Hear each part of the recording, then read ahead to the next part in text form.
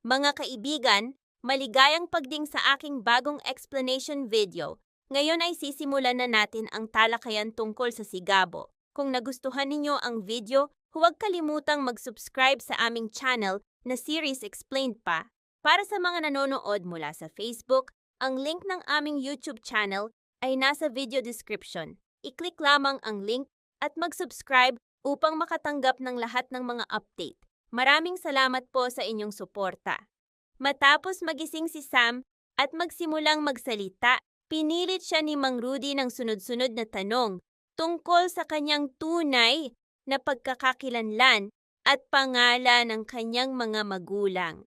Sa gitna ng usapan, biglang ibinunyag ni Sam na ang kanyang ama ay walang iba kundi ang kilalang pulis na si Ricardo. Nang marinig ni Mang Rudy ang pangalang iyon, nabalot siya ng matinding galit. Nanginginig sa puot, bigla niyang sinakal si Sam sa leeg, sumisigaw, "Sam, ulitin mo ang sinabi mo. Si Ricardo ba talaga ang iyong ama?" Sa takot, napaupo si Sam sa kama habang sumabog si Mang Rudy. Sa galit, idineklara na si Ricardo ang nagdala ng impyerno sa kanilang buhay at nagdulot ng matinding paghihirap. Nang makita ito, sumigaw si Gabo, "Ama, bitiwan mo siya, wala siyang kasalanan." Noong una, ipinakita na ang panalangin ni Gabo sa Diyos para sa isang tapat, maalaga at mapagmahal na kasama ay natupad ng mahulog si Sam mula sa bubong diretso sa kanyang kama. Samantala, nililibot ng grupo ni Lucas ang buong gintong lupa upang hanapin si Sam, ngunit nakasalubong nila ang mga tauhan ni Django. Lubos na kinamumuhian ni Django ang mga dayuhang pumapasok sa kanyang teritoryo, lalo na kung may dalang makabagong armas. Nang marinig niyang may mabibigat na armas ang grupo ni Lucas, agad niyang binalaan ang kanyang mga tauhan at naglatag ng perpektong bitag. Inutusan niyang palibutan ang lugar mula sa lahat ng panig na kaposisyon na may mga nakamamatay na sandata. Lumapit si Django, matapang na humarap kay Lucas. Nagulat si Lucas sa biglang harang at mayabang na nagtanong, "Sino ka para humarang sa aking daan?" Mapang-asar na ipinakilala ni Django ang sarili bilang si Django na makisig. Idineklara na walang makakapasok sa kanyang teritoryo nang hindi dumadaan sa kanyang bangkay. Hindi pinansin ni Lucas, malakas siyang sinuntok at pinabagsak si Django. Nagyayabang na ang pagdurog sa ganoong tao ay wala lang sa kanya. Hawak ang kanyang tiyan mula sa tama, naupo si Django, ngunit hindi alam ni Lucas na nakalatag na ang bitag. Binalaan ni Django na kung hindi nila ibababa ang kanilang armas, hindi sila makakaalis ng buhay, kundi babarilin sila hanggang mamatay. Sa sandaling iyon, lumabas mula sa mga taguan ang napakaraming armadong tauhan ni Django. Nakatutok ang mga sandata kay Lucas at sa kanyang mga tauhan. Agad na tumayo si Django, pinunasan ang kanyang mukha at idineklara na binalaan na niya sila. Kung nais nilang lumaban, hindi sila makakaalis ng buhay, kaya't ang pagbaba ng armas at pag-alis ang tanging kaligtasan.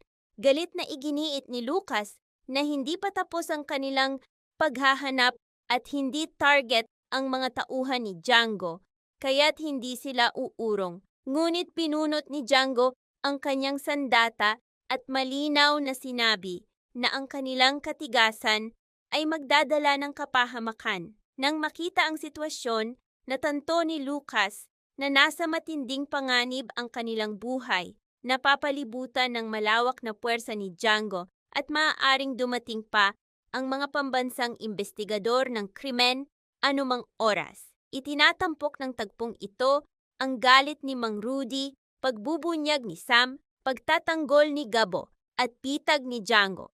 Pinagdurugtong ang kapalaran, tunggalian at ang nalalapit na sagupaan ng mga puwersa. Napilitang utusan ni Lucas ang kanyang mga tauhan na umatras ng matanto ang nakamamatay na bitag. Ngunit pinigilan sila ni Django, idineklara na hindi nila madadala ang anumang armas dahil nakatutok na ang kanyang grupo sa makabagong arsenal ni Lucas. Nagsimulang magbilang si Django mula 1 hanggang 3, nagbabala na kung hindi ibababa ang mga armas, babagsakan sila ng ulan ng bala. Wala nang ibang pagpipilian.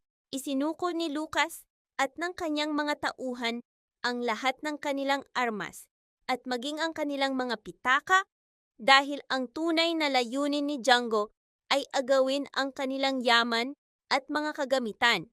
Hubad sa lahat, tumakas sila pabalik sa kanilang hideout. Walang dala at lubos na napahiya. Samantala, si Tiani Gabo ang nangasiwa sa paggamot kay Sam. Dahil basa ang kanyang mga damit, mula sa pagtawid sa ilog, iginiit ng tiyan ng mga babae lamang ang dapat manatili sa silid. Habang siya'y pinapalitan, kaya't napilitang lumabas si Gabo kahit nais niyang manatili. Nang bumalik ang mga kaibigan, dala ang gamot, maingat na ginamot ng tiya ang mga sugat ni Sam at hinugasan ng kanyang basang jacket. Inilagay ito sa harap ng malakas na bentilador upang matuyo at muli niyang magamit kapag siya'y nagkamalay. Sa buong oras na iyon, mahimbing na natulog si Sam, walang kaalam-alam sa mga nangyayari. Nahiga si Gabo sa tabi ng natutulog na dalaga na bighani sa kanyang payapang kagandahan. Kinaumagahan, nagising si Sam habang naghahanda si Mang Rudy ng tinapay at kape para sa almusal. Pagmulat ng kanyang mga mata, nagulat siya na nasa isang hindi pamilyar na silid. Ang mga dingding ay puno ng mga sandata sa bahay, tirador ni Gabo at mga pamalo. Nagulat siyang nagtanong kung nasaan siya. Napansin na ang kanyang unan ay ang matibay na braso ni Gabo. Para kay Gabo, si Sam ay tila isang banal na kaloob mula sa Diyos. Tiniyak niya kay Sam na wala silang ginawang masama. Pabirong sinabi na dahil nabasag niya ang kanilang bubong, may utang siyang bagong yero. Ipinaliwanag ni Sam na siya'y tinutugis ng mga armadong terorista upang patayin. Sa sandaling iyon, tinawag sila ni Mang Rudy para sa almusal. Nagpasalamat si Sam ng taos-puso sa kanilang pagtulong na iligtas ang kanyang buhay at gamutin ang kanyang mga sugat. Sa hapag, naupo si Sam sa pagitan ni Gabo at Mang Rudy. Nang tanungin tungkol sa nagdaang gabi, ipinaliwanag niyang siya'y inatake ng mga armadong lalaki. Nagpasalamat siya sa kanila sa paghilom ng kanyang mga sugat at sa pagpapalit ng kanyang damit. Nang hanapin niya ang kanyang jacket, ibinalik ito at muli niyang isinuot. Habang si Gabo ay humanga sa kanyang mapuputing kamay, tinanong ni Mang Rudy ang kanyang pagkakakilanlan at ibinunyag ni Sam na siya'y isang pulis sa National Crime Investigation Agency, nagngangalang Samantha. Nang tanungin ni Gabo tungkol sa kanyang mga magulang, tahasang sinabi ni Sam na ang kanyang ama ay dating kilalang pulis. Sa pagkamausisa, pinilit ni Mang Rudy na sabihin ang pangalan at walang pag-aalinlangan na ibinunyag ni Sam na ito'y si Ricardo. Sa sandaling mabanggit ang pangalan ni Ricardo, sumabog sa galit si Mang Rudy. Kumunot ang kanyang noo at nanginginig sa puot, sinakal niya si Sam sa leeg. Ibinulalas niyang si Ricardo ang nagdala ng matinding paghihirap at kahirapan sa kanilang pamilya.